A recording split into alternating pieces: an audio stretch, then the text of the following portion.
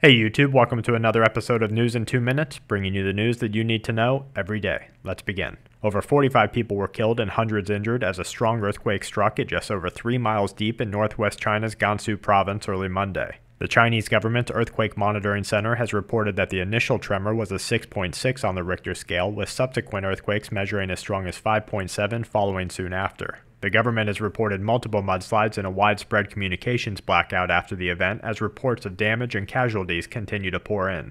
European Union foreign ministers will decide today whether or not to declare the Lebanese militant group Hezbollah a terrorist organization. The declaration will need the approval of all 28 member states and will have long-reaching consequences for the group, making it illegal for sympathizers within the EU to send monetary or physical aid to Hezbollah. Union members and analysts alike see this as the first step in a more involved approach to curtailing the civil war in Syria and allowing for the progression of a dominant Western role within the country.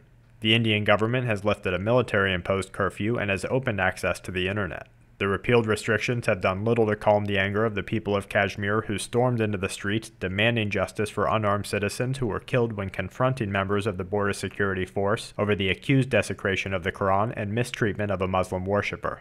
Destroying the possibility of peace talks, the Colombian president has promised a full and decisive retaliation to the ambush and killing of up to 19 Colombian soldiers on Saturday. The president has ordered additional forces to the eastern region of the country where the ambush took place and has ordered the Colombian military not to stop shooting until the conflict is over.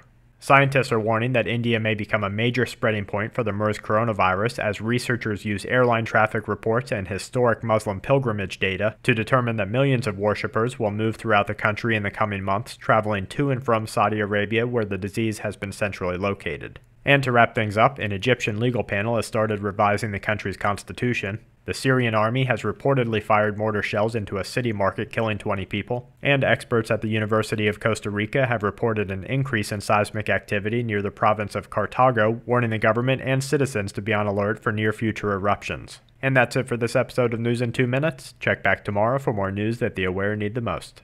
This week's News in 2 Minutes is brought to you by tshtfplan.com, where even the officials go for news, and sqmetals.com for all your precious metal needs.